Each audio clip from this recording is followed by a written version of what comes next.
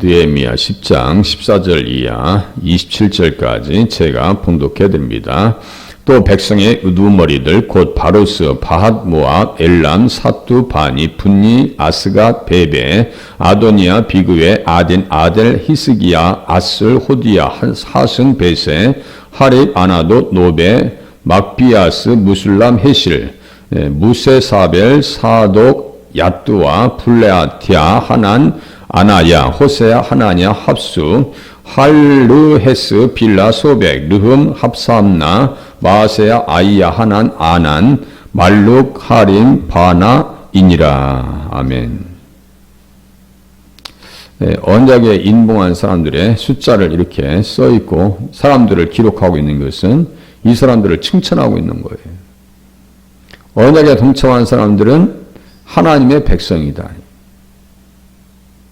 그래서 언약의 주관자는 누구라고요? 예수님이에요. 예수님이십니다. 아브라함을 부르셔서 햇불 언약을 체결하신 분도 예수님이고 하나님이십니다. 여호와가 예수님이다. 이렇게 이해하셔도 전혀 문제가 되질 않아요. 언약에 동참한 사람들 보니까 제사장들과 레위 사람들, 방백들, 그리고 우두머리들아 이거지. 돌아온 사람들이 언약 백성으로 거듭나기 위해서 정말 이렇게 몸부림치고 정상적인 단계로 들어서려고 몸부림치는 것을 볼 수 있어요. 그래서 이 느헤미야서와 동시대 사역을 했던 사람이 누구냐면요, 말락입니다. 그러니까 성경은 참 계속해서 연구해야 돼요. 학계, 스가랴, 말라기. 학계와 스가랴는 스룹바벨과 동시대 사람입니다. 또 말라기는 느헤미야 시대의 동시대 사람이고 에스라는 느헤미야와 한 짝을 이루었고요. 느헤미야는 성회를 개최했고 성회의 강사는 누구예요? 에스라이고 그 당시에 활동했던 사람이 말라기다 이거죠. 또 말라기서를 한번 보겠습니다. 그래서 구약의 맨 끝에 마태복음 바로 앞이니까요. 한번 더 보세요. 말라기서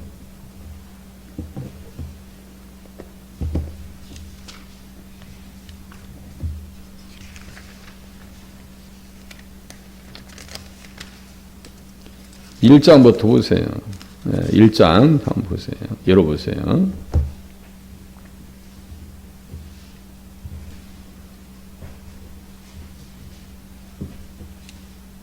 말라기와 느헤미야가 단짝을 이루고 에스라와 단짝을 이룹니다. 그래서 사역을 잘 감당합니다.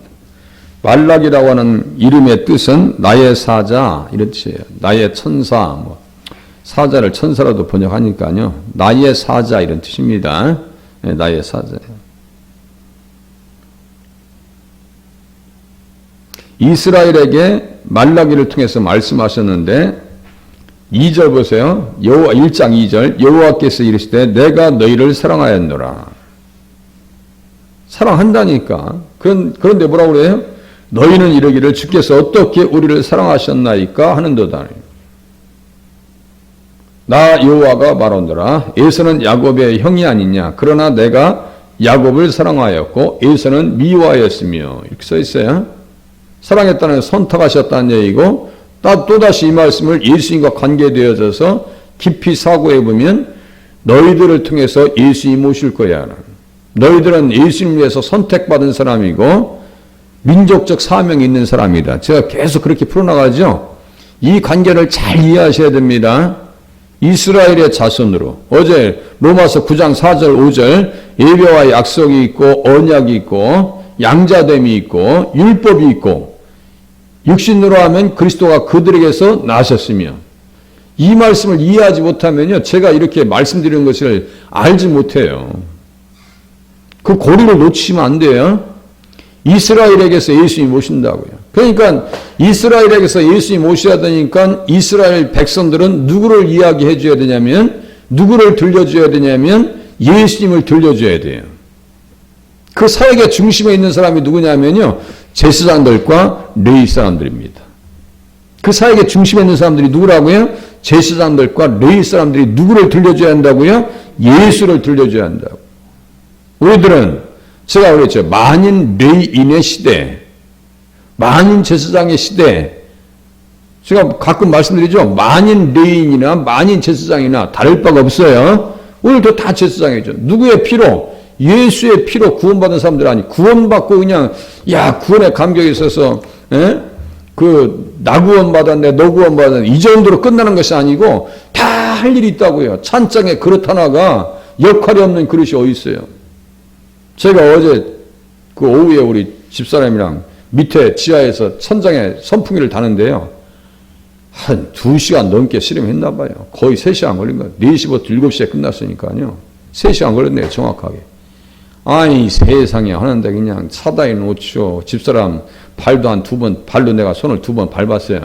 안 보이니까 올라가면서요. 그런데 하다 보니까요, 연장통에 연장이 다 동원되는 거예요. 못 하나 받고 이렇게 내리고 이렇게 망치질하고 이렇게 하는 데 있죠? 연장통이 다 동원되는 거예요. 그래서 연장을 사는 것을 남자분들은 좋아하시잖아요. 연장, 여성분들은 왜 이렇게 연장을 막 사냐고 뭐라고 하지만, 일을 하다 보면 연장이 다 필요하거든요. 벤치, 그야말로 그라인더, 다 필요해요. 연장통을 다 저도 모아놨거든요. 웬만한 거 웬만한 사놔요. 그러니까 연장통이 다 동원돼요, 속으로. 이야, 쓰지 못할 게 다 없구나. 하나도 필요하지 않은 것이 없구나. 하다못해 실리콘. 어제 실리콘 남은 걸 다 떨어졌어요. 이제 실리콘 사놔야 되겠죠. 다 이렇게 쫄대를 대면 실리콘 옆에 이렇게 쏘지 아니하면 떨어진다고요. 여기도 떨어진 걸 제가 다시 붙여놓은 거예요, 지금. 안 보이시지? 해놓으신 거를. 다 붙여놓고 관리하고, 어디 잘못된 게 없나? CCTV로 보고, 하나하나 신경 쓰니까 어디 비가 좀 덜 새잖아요. 관리해 나가는 거지. 우리 집사님 전화하셔서, 목사님 교회 물 새는 데 없습니까? 그렇게 관심을 가져주시니까 감사하고. 옥상에 그 사택 앞에 공사하는데 거의 2달 걸렸어요. 오신 분이 그래요. 이거 목사님 700만 원짜리 공사를 어떻게 하셨어요? 몸으로 때운 거죠. 몸으로.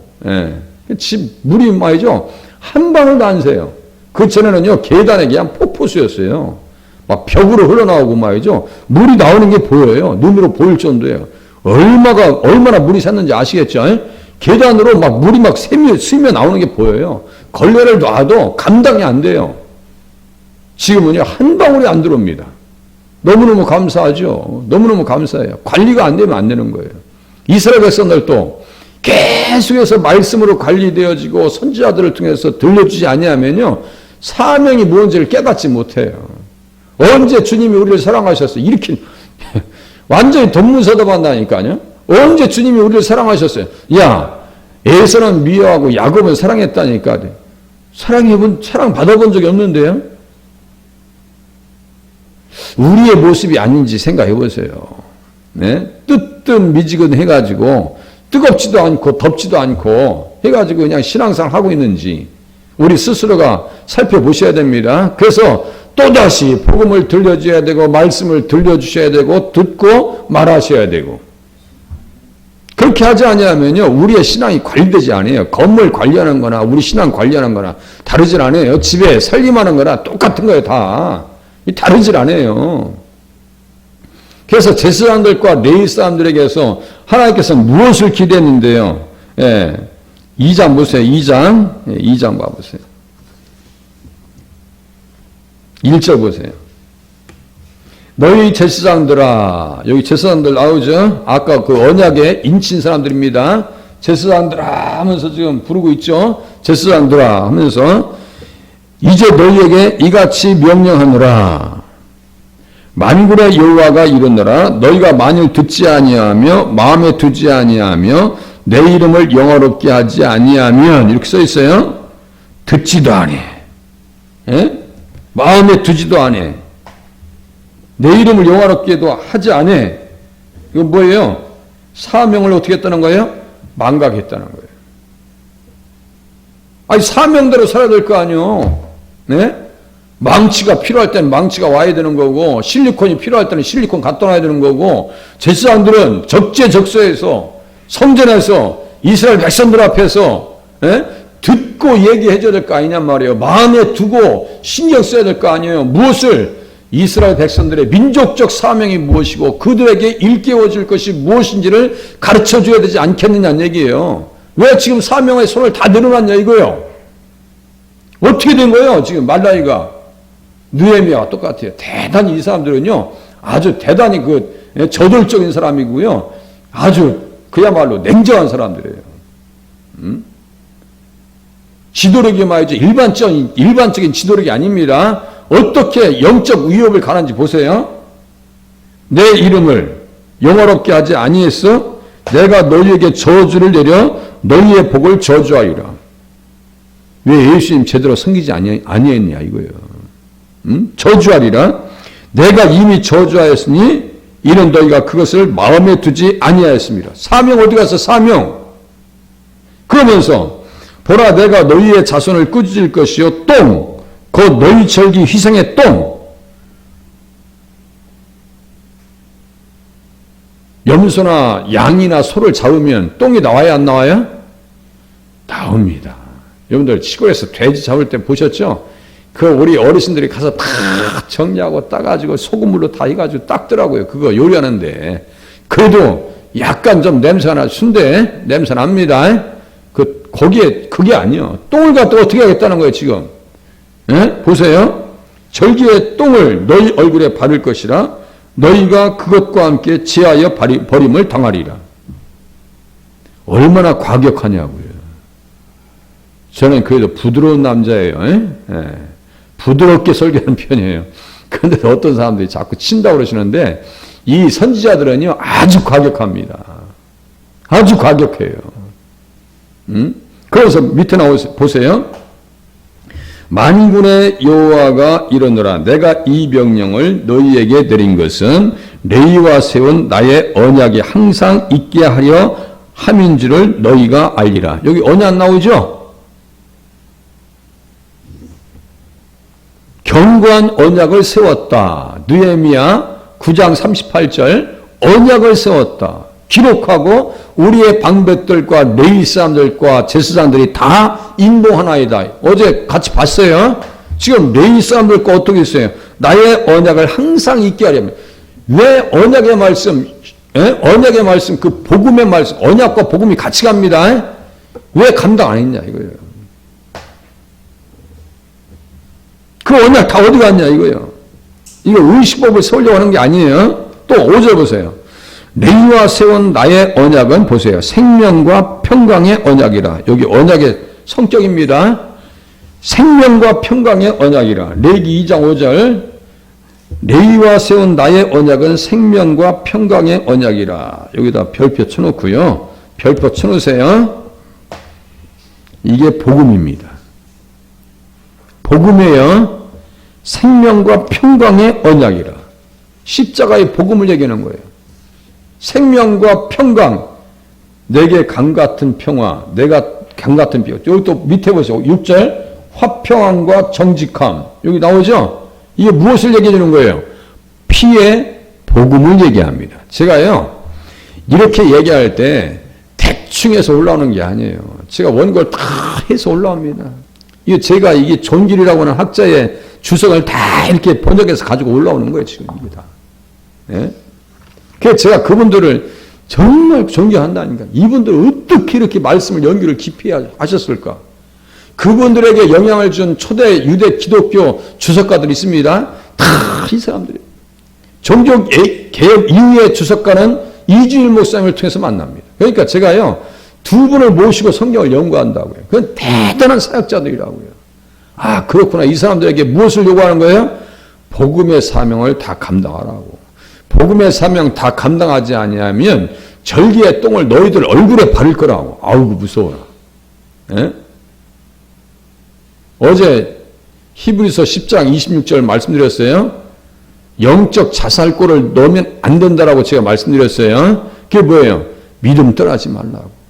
언약 백성인 것을 포기하지 말라고. 그 포기하면 자살골을 넣은 축구선수와 같이 총 맞아 죽는다고. 그건 육신적인 죽음이죠. 영혼까지 죽는다고요. 이걸 잘 깨달아서, 이야, 다른 건 잊어버릴지 몰라도 신앙생활만큼은 내가 잘 챙겨서 신앙생활을 해야 되겠다. 믿음만큼은 잘 챙겨야 되겠다. 그런 각오로 신앙생활을 하실 수 있기를 바랍니다. 저는 절대로 교회 떠나라는 말씀을 안 드렸어요. 생명과 평강의 언약이로. 이것을 보면 어디에 말씀과 연결되냐면요. 좀 이따 제가 말씀드릴게요. 에베소서 2장에도 또 보세요. 예, 화평함과 정직함으로 나와 동행하며, 말라기서 2장 6절, 나와 동행하며 많은 사람을 돌이켜 죄악에서 떠나게 하였느니라. 이렇게 해야 된다는 거예요. 제사장과 레위 사람들은 신약 시대에 예수님의 피로 구속받은 제사장들과 레위 사람들은 무엇을 해야 되는 거예요? 우리의 사명이에요. 나와 동행하며 많은 사람을 돌이켜 죄악에서 떠나게 하였느니라. 주님과 동행한 사람이 누가 있냐면요. 에녹도 있고요. 노아도 있어요. 노아는 그리스도의 의를 120년 동안 전파했습니다. 노아는 똑같이 노아도 전도했어요. 주께서 수많은 거룩한 자들과 함께 임하실 것이다 라고 에녹도 전도했습니다. 그래서 동행한다고 하는 것은 복음을 전하라는 얘기입니다. 무슨 뜻인지 아시겠어요? 동행한다는 것은 복음에 증거하는 대열에 동참하라 이 얘기예요. 목회자는 뭐예요? 계속 성도님들에게 복음을 증거해 드리고 복음을 드리는 것이 가장 귀한 대접을 하고 있는 것이라고요. 제가 말씀드렸죠. 목회자에게 가장 귀한 대접을 받는 것은 복음 듣는 거예요. 맞는지 안 맞는지 생각해 보세요. 아이, 그게 아니에요. 목사님이 와서 늘 신방해주고 찾아주고 기도해주고. 이것보다도요, 복음을 들려주는 겁니다. 생명의 복음을 잘 들려주는 것이 여러분들을 최상으로 대접하는 거예요. 그 이상 대접은 없어요. 제가 할 수 있는 게 없어요. 아무리 생각해도 그거밖에 없어요. 목회자가 뭘 하겠어요? 복음을 들려주는 것 외에 무언 일을 하겠어요? 그런데 문제는 보세요. 8절, 7절. 제사장의 입술은 지식을 지켜야 하겠고 사람들은 그의 입에서 율법을 구하게 되어야 할 것이니라. 제사장은 만군의 여호와의 사자가 됨이거늘. 메신저란 얘기예요. 이 사자라 해서 라이온, 짐승 얘기하는 게 아니에요. 메신저예요. 메신저. 전도자라고요. 다시요. 제사장의 입술은 지식을 지켜야겠고, 이 지식이 뭐예요? 복음입니다. 복음을 잘 관리 유지해야 되겠고, 아시겠어요? 지식을 지켜야겠고, 사람들은 그의 입에서 율법을 구하게 되어야 할 것이냐. 율법을 구한다는 건 뭐예요? 이것도 복음입니다. 지식도 복음이요, 율법도 복음입니다. 그래서 제가 이사야서 2장과 미가서 4장에 있는 말씀과 가지고 말일에는 여호와의 전에 사람들이 올라와서 오라 우리가 여호와의 전에 올라가자. 거기에서 여호와의 율법을 듣고 여호와의 빛에 행하자. 그 율법을 제가 뭐라고 얘기했어요? 복음이라고 말씀드렸습니다. 복음이에요. 복음. 그래서 율법은 복음이다 라고 하는 말씀을 뒤는 거예요. 신약은 복음이고 율법이고 구약은 율법이고 복음이고 율법이고 복음이고 신약은 복음이 율법이고 구약은 율법이 복음이요. 이 관계예요.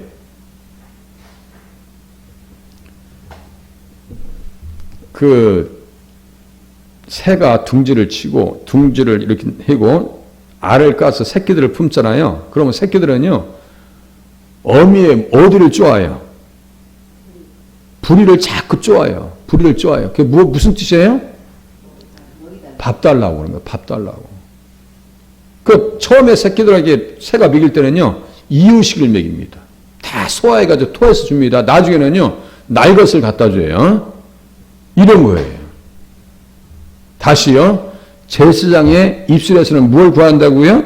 지식을 지켜야겠고 사람들은 그의 입에서 율법을 구하게 되어야 할 것이니. 사람들이 힘들게 하고 자식들이 우리를 신경 쓰게 하면요. 얘가 복음 달라고 그러는가 보다 라고 생각하시면 맞아요. 얘가 나한테 복음을 전해달라고 그러는가 보다. 내가 예수 얘기해 줘야지. 그렇게 하면 틀림없어요. 에? 자 보세요. 8절 이제 너희는 옳은 길에서 떠나. 사명 어디 갔어? 많은 사람을 율법에 거스르게 하는도다. 어디 갔어? 복음 다 어디 갔어? 응? 나 만군의 여호와가 이르노니 너희가 레위의 언약을 깨뜨렸음이라.